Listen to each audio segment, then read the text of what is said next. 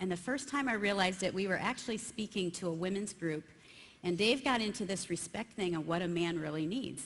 And here's how he described it. He said, ladies, it's like this. As little boys, we grow up with somebody cheering for us, applauding us, of saying, you're the man. And it could be when we're little in sports. It could be if we're in the band or whatever. But for Dave, he was an athlete. And so he did a lot of sports. And he said, so all the time my mom was, David, you're the man. Yes, yes. And then he got into high school. Yeah, it was just like that, too. You're the man, yes, yes. Not quite. Then he got into high school. He's a quarterback. And it was the same thing. Then you have stands that are cheering. And then in college, you played college ball. And so the same for you guys. You've probably had hundreds, thousands, how many people cheering for you? You are the man.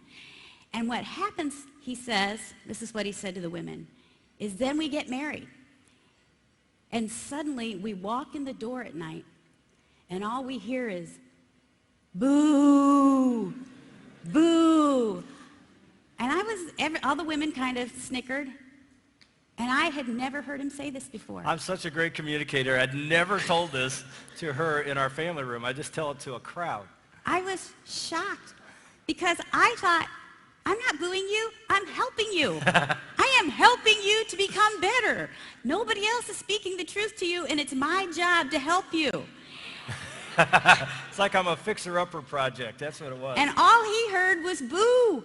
And so I was thinking about this whole thing. I mean, I've got teary thinking, that's what he hears? He walks in the door and he hears me booing? And I was just trying to communicate to these wives and her dad. And I remember one time I was with a bunch of guys. There's 7 guys that I do life with that we hold each other accountable. And I said to them one day on a trip, I said, hey, let me ask you guys something. Do you feel like your wife loves you? These guys have been married 15, 20, 30 years. Every one of them, oh yeah, definitely. I said, let me ask you this. Do you feel like she likes you? They all said no. I'm not kidding. Every one of them, I go, really? I go, she's always trying to change me. She's always critiquing me. She loves me till death do us part. She's committed, but she really doesn't like who I am. See, now, to a guy, that's respect. That we long for our wife, the most important woman in our world, to be our cheerleader. Now, I'm not saying when he comes home every day, he'd stand up and go, hey, you're the man. Although it would help if you put on a cheerleader outfit. That'd be pretty cool. But we'll talk about that tonight. But well, I was trying to think of a way to illustrate this. You think I'm kidding? I'm not kidding. All right. I was trying to think of a way to illustrate this for women and for men, really. And I thought, in fact, we went to a PAO years ago where Gary Smalley kind of used a plant illustration. So I took part of this from him, but these plants, these poinsettias are going to represent men, our husbands.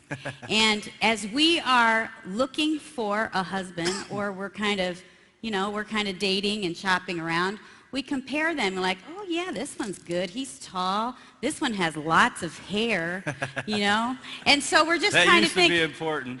We're trying to think, which one do I like? And as we search over all the men in our lives, we pick one, and we're like, this is it. He's the one. He's going to fulfill me. He's going to make me happy. We are meant to be together. And after we're married for a while, this man that we love and we applaud, we're like, yes, you are the man, yes. All of a sudden, as the closer we look and the longer we're married, we see that, wow, he's got some brown leaves in there. And my job as his wife is to help him with those brown leaves to get rid of them. And so we get out our clippers and we think, honey, I don't know if you've realized, but you used to be really romantic, and now, dude, all you do is play video games. And you never talk to me, and let me help you with that. So, and then it's like, wow, I didn't even look underneath that. There's even some more. You're really not very romantic anymore. You don't spend any time with the kids. How many road trips are you on? You're never home. And so as we start looking closer and closer, we're like, these things, forget those. We need to do some serious work on our husbands. And so then we say, you know what? Not only do you not talk anymore, you're not romantic. The only time you touch me is when you want to have sex. You don't lead, you don't pray. All you do is watch ESPN. You're lazy, you don't help, you don't do anything. In fact, meet my needs. And so we get done and we think, oh my gosh, look at this. Look who I married. And then you know what we do? We compare him to somebody else. Why can't you be like so-and-so? That's who I need you to be like. And our husbands are sitting there with nothing left because we've chopped them to smithereens. And I'm telling you, that is what I did to Dave for years. And I would critique him. I would say, why don't you spend time with the kids? Why are you always gone? Are we not a priority? Why do you have to be so busy? Can you not pray with us as a family? Can you not lead us as a family? When you come home, could you not watch TV? Do you have to watch sports all the time? And all he heard was, boo!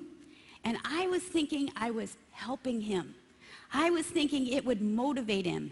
And all it did was make him retreat and get quiet, short, snappy, and he gave up trying it all. And that was killing our marriage, killing it.